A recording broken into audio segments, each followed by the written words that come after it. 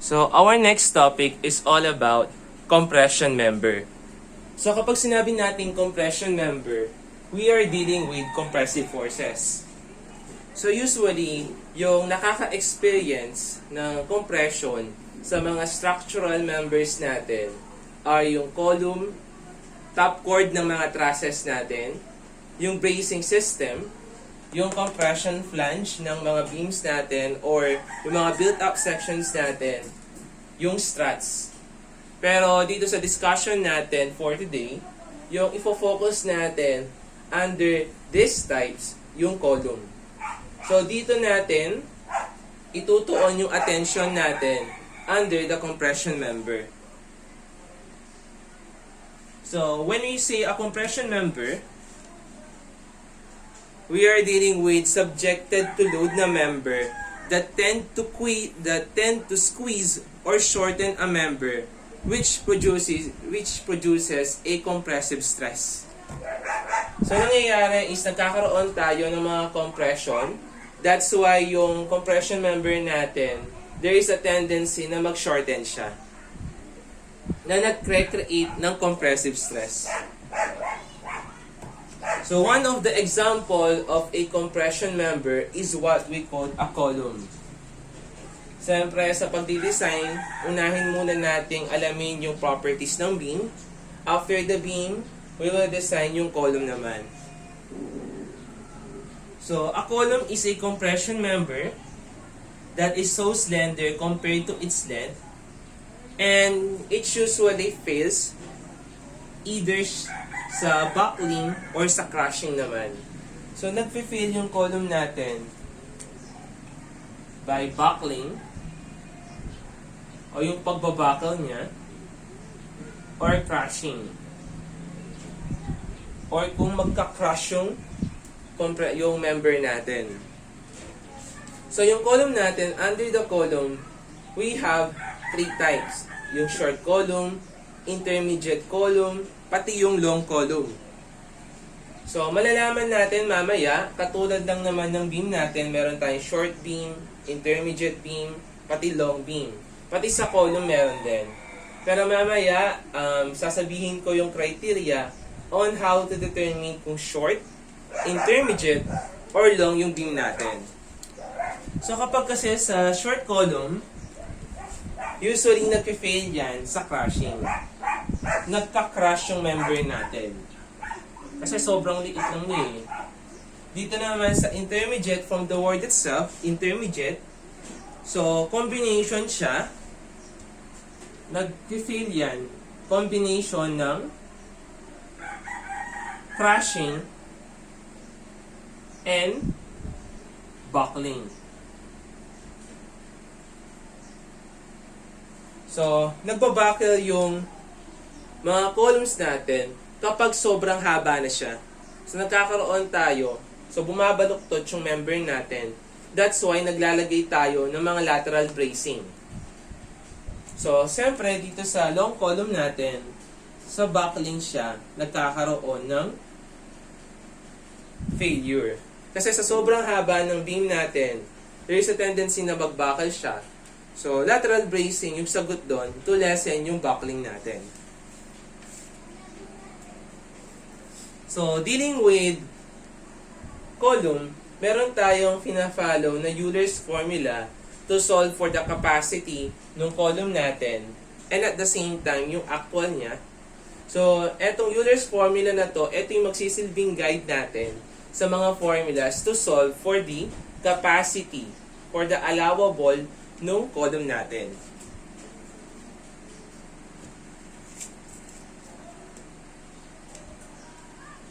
So, for that part, yung formula ng Euler's formula natin for stress is equal to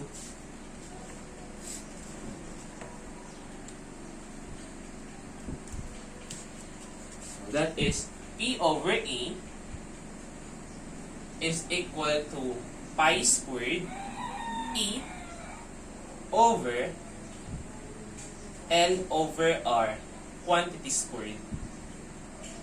So, ito yung Euler's formula natin. Or kung i-rewrite natin siya, no, we have F sub C natin lagay. F sub C, yun yung critical stress natin is equals to pi squared E all over L over R quantity squared. So, yung tawag natin dyan is the Euler's critical stress, where FC, that is the Euler's critical stress,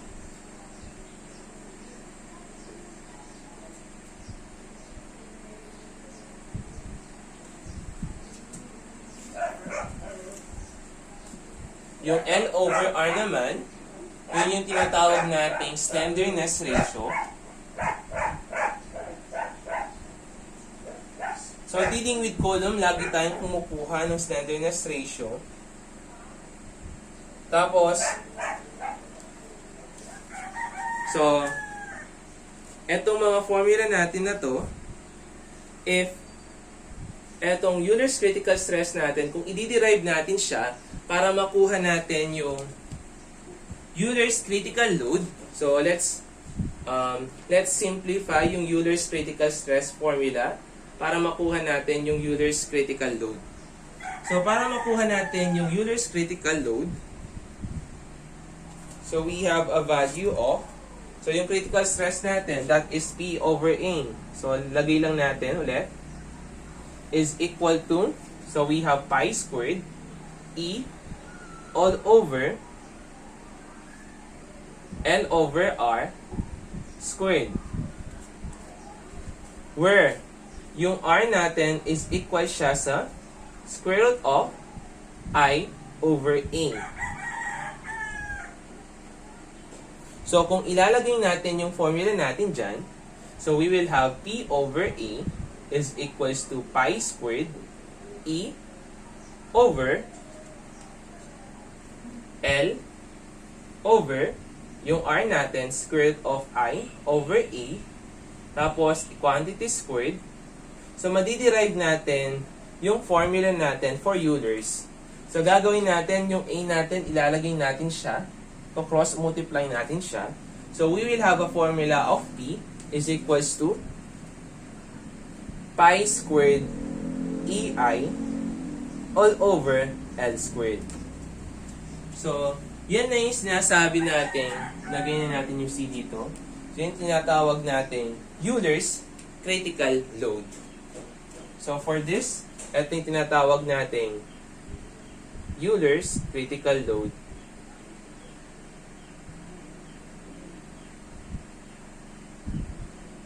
Ayan.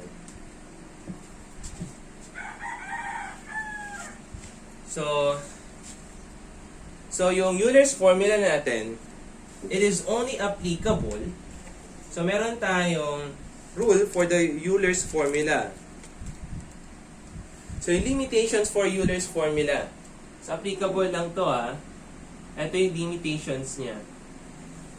Magagamit lang natin yung Euler's formula if and only if limitation number 1. If P over A exceeds the proportional limit, the Euler's formula is not applicable. So, kapag na-exceed ng P over A yung proportional limit, hindi natin pwedeng gamitin yung Euler's formula. Therefore, for the limitations, para magamit natin yan, kailangan yung P over A mo o yung stress mo dapat less than or equal siya sa proportional limit.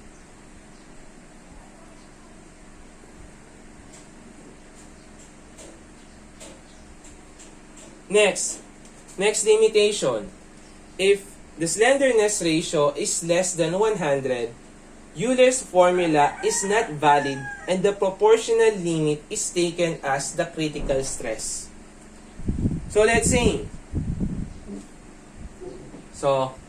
dapat yung L over R mo daw is greater than or equal siya sa 100 para magamit mo yung Euler's formula natin. If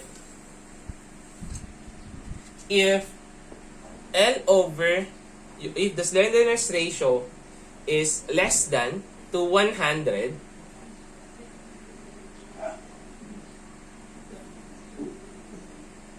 So, yung gagawin natin, yung critical stress natin is yun yung proportional limit natin na given sa problem. So, that will become yung limitations ng Euler's formula natin. And, kung anuhin natin yung proportional limit, kung babalikan lang natin siya, using sa stress strain diagram natin,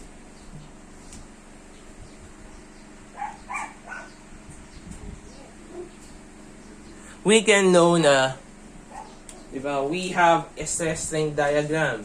So, nangyayari, meron tayong diagram dito. So, at a certain point, di ba, nangyayari, so still natin, yung pag-aano dito yung strain, dito yung stress natin. So, sa pagka-graph, so mangyayari kapag kina-graph yan, so yung relationship ng stress at saka strain, sa laboratory, no, nangyayari kapag ginagraph is linear yan. And at a certain point, after the proportional limit, so ito yung tinatawag nating proportional limit. So after that point, so mapapakita yung yield point natin. So ito naman yung tinatawag nating Fy. So after that, nangyayari is nakukuha natin yung ibang points natin. So let's say meron tayong Fu. So at this point, yung tinutukoy natin dito na proportional limit is yun yung nakuha natin sa laboratory o yung specifications ng material natin. So kaya nga yung tendency nangyayari is yung slope ng stress strain diagram natin, yun yung tinatawag nating modulus of elasticity. Kaya kung mapansin ninyo, no, nagmamahal yung mga steel natin as long as tumataas yung value ng modulus of elasticity natin. So that will become yung limitations ng Euler's formula natin. So meron tayong different cases sa pagsosolve ng mga critical load natin o yung capacity ng column natin. So for the case number 1, ito yung case 1 natin. Case 1. Both end hinge or pinned. So yung both end ng column natin are both hinge and pinned. Are both hinge or pinned. So nangyari dito, pinned to, and also pinned dyan. Or hinge yung parehas, na dulo to dulo. So dito kasi sa formula natin, yung value ng L natin, so yung L natin dito yung definition natin dyan, the distance between points of zero moments of inflection points and is called as the effective length of the column. So yung L natin dito, ito yung tinatawag nating effective length ng column.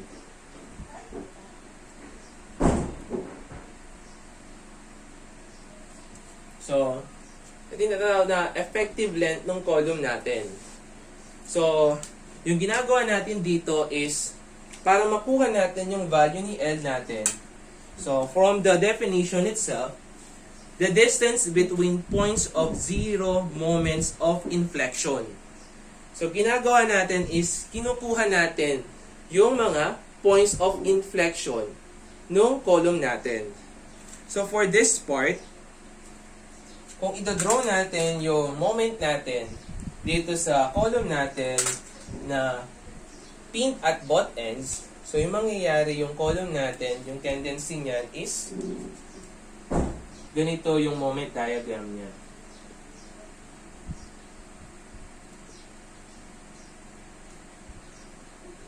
So ganito yung magiging moment diagram niya.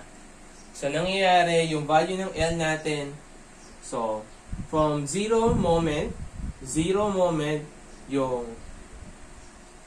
kanyang distance are both L. So yung L natin dito are both L. So kung i-generalize natin yung formula natin, so para makuha natin yung effective length, nagkakaroon tayo ng mga factors na minumultiply. So kung aayusin natin yung formula natin na yan, we will have P is equals to pi squared EI over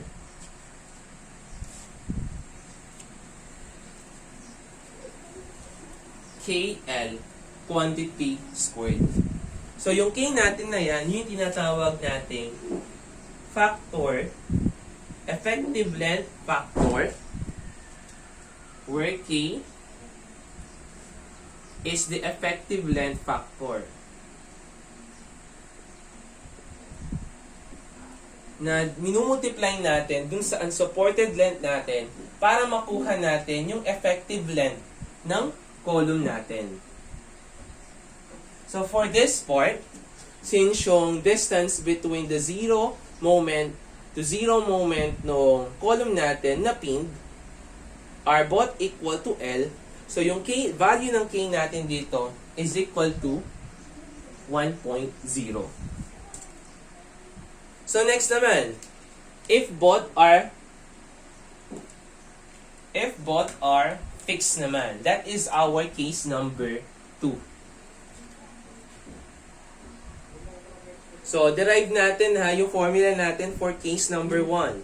So mangyayari niyan, the value of your P is equals to pi squared EI over ano yung effective length factor natin? That is equal to 1.0. So, lalagay lang natin. So, we have 1.0 multiplied by L quantity squared. So, same lang yung formula natin. That will become pi squared EI all over L squared. So, susunod naman for the case number 2. So, let's draw yung kanyang moment diagram. So, the moment diagram ng number 2 natin, that is equal to, so, mangyayari sa moment diagram niya is, magiging ganito siya.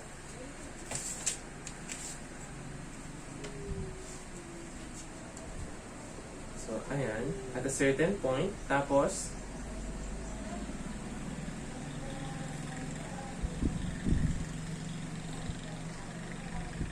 ayan. So, yung distance from the zero moment to the zero moment on the other end, yung tinatawag nating effective length ng column natin.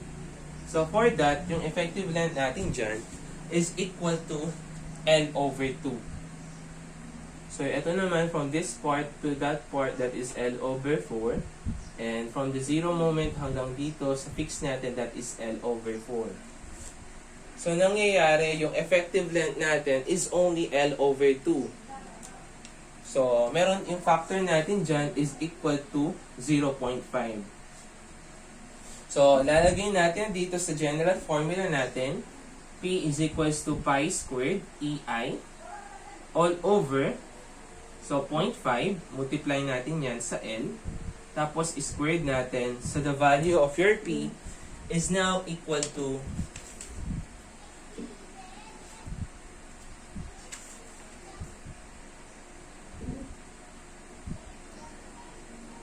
so that is equal to 4 pi squared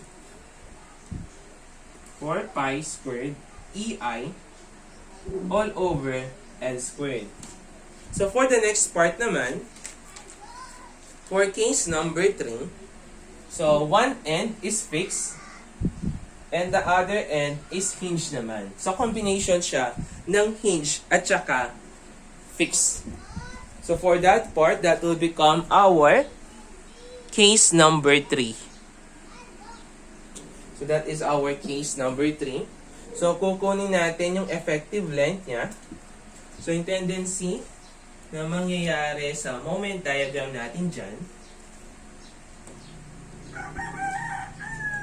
So at this point,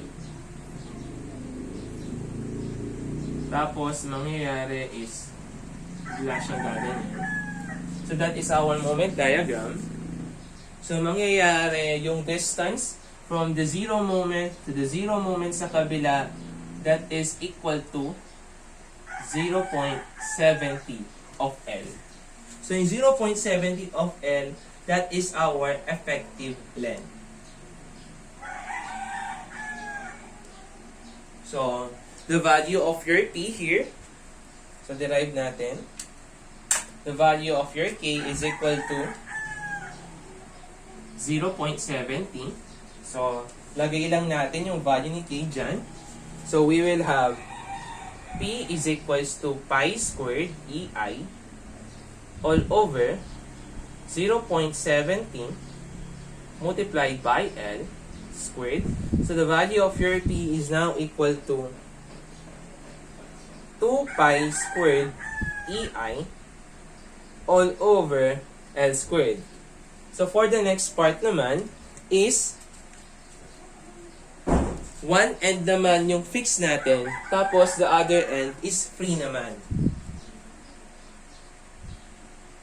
So, yung tendency ng natin dyan, mangyayari is ganito. So, let's say meron tayong loading na P. So, since mangyayari dyan, is, since wala tayong support dyan, yung tendency niyan is magbabuckle siya. So, kapag nagbuckle yan, pag ganito, kasi magsusuray-suray siya yan.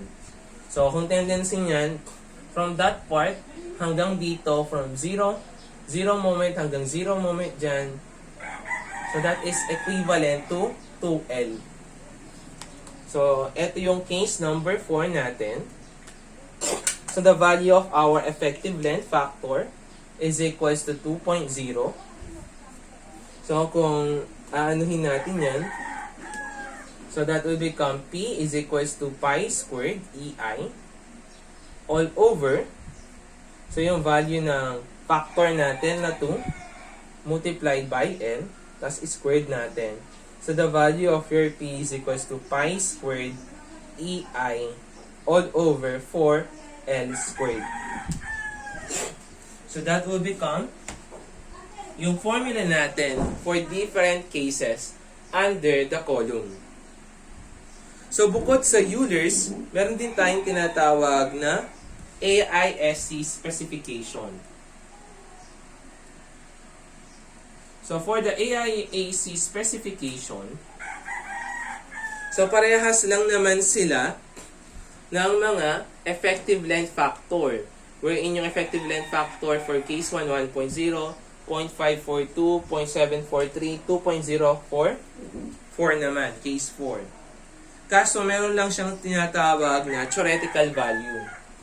So for this one, yung mga tinuro natin dito na una, that is what we call theoretical value. Theoretical value ng K natin. And AISC, nagsuggest siya na tinatawag natin na recommended design naman. So, for the recommended design, meron siyang sinabing value ng K natin.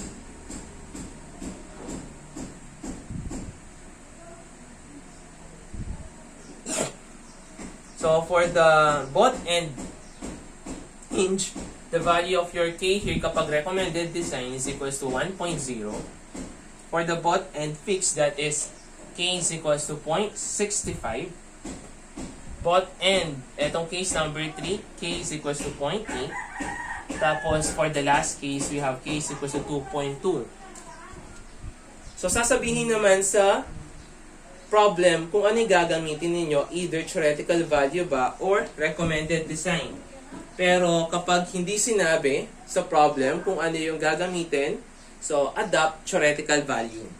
Kahit sa board exam, theoretical value yung laging ginagamit.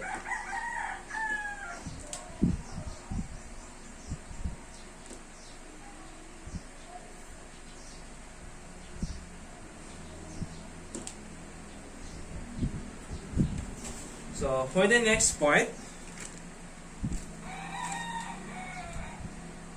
so meron tayong tinatawag na maximum slenderness ratio. So, for the compression member, dapat yung slenderness ratio natin, meron tayong tinatawag na maximum slenderness ratio.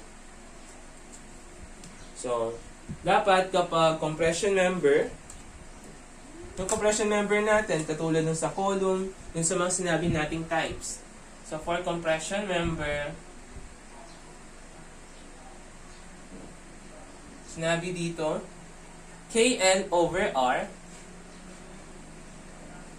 shall not exceed 200 for all compression members. So, hindi dapat lalagpas ng 200 etong KL over R natin.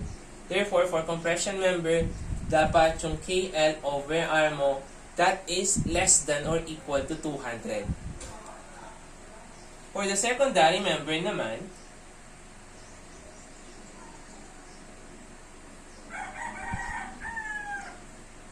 slenderness ratio shall not exceed 240 for secondary member. So, dapat yung KN over R mo, that is less than or equal to 240. Siyempre, meron tayong mga... So, eto, makukuha natin using yung mga formulas natin para makuha natin yung critical load natin. So, to determine kung short, intermediate, or long yung column natin, meron tayong sinusundan na criteria, and we are solving yung capacity ng actually loaded column natin. So right now, yung i-discuss lang natin is the capacity of actually loaded columns. So for this part, actually loaded lang yung ituturo ko sa inyo under our curriculum. So yung actually loaded lang. So, kapag sinabi natin actually loaded, yung force natin is directly siya dito sa pinakagitna ng column natin. So, kapag yung load natin na P, let's say, nandun siya sa pinakagitna ng column natin, tawag dyan is actually loaded, or other term dito is concentric. So, yung mga eccentric natin or yung eccentrically loaded columns, wherein kung meron tayong column dito, tapos meron tayong load dito na P, so nagkakaroon yan ng moment, nagbe-bend yung sa taas natin, so hindi natin itatackle dito sa still design natin. So, siguro that will become further discussed sa board exam, sa review ninyo sa board exam. But dito, limited lang tayo dito sa actually loaded. So, for this part, under lang tayo sa actually loaded.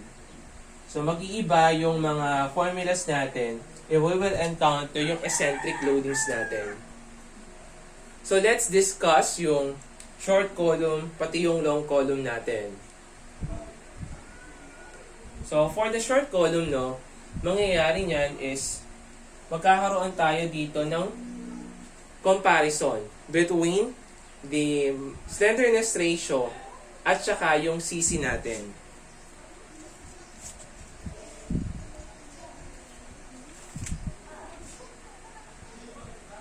So, yung formula for the slenderness ratio, kunin mo lang yung effective length factor natin, multiply mo dun sa unsupported length all over the radius of gyration. Tapos yung CC naman, ito yung formula for CC. That is square root of 2 pi squared E all over Fy. Tapos to solve for the allowable stress, so yung FA natin, that is equal yung allowable stress natin. So yung allowable stress natin, that is equal to 1 minus KL over R, quantity squared all over 2cc squared, multiplied by the Fy all over Fs. So yung Fy natin, ito yung yield stress natin na always given sa problem natin. And Fs naman, yung tinatawag nating factor of safety. So always remember na kapag factor of safety, lagi yan dinidivide. Kaya nga 1 over Fs siya dito sa formula natin. So factor of safety, lagi yang dinidivide.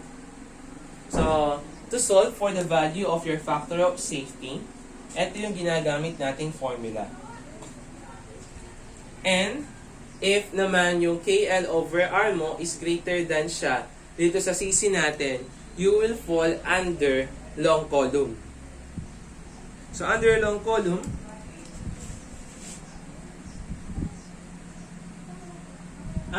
column, nandun yung formula natin na FA is equals to 12 pi squared E all over 23 slenderness ratio squared. So, for this part, no, anuhin natin yung formula natin dito.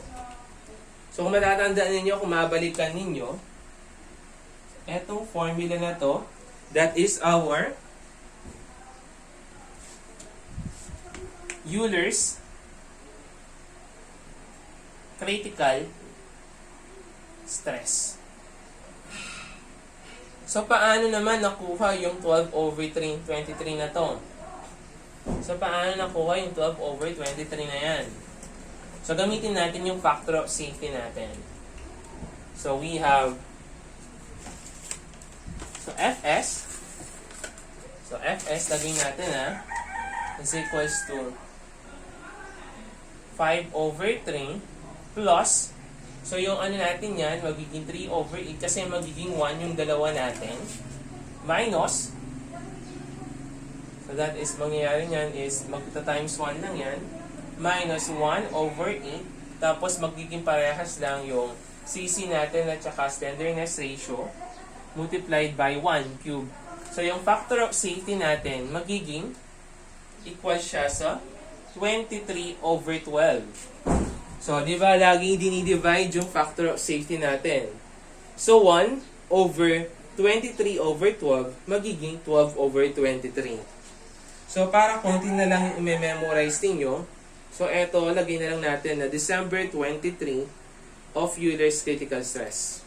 So, kapag nag-memorize kayo ng mga formulas, so, usually ginagawa ko din is ginagawa ko siyang date para agad-agad kong matandaan. So, for this part, December 23 multiplied by the Euler's critical stress para makuha mo yung capacity of actually loaded under long column.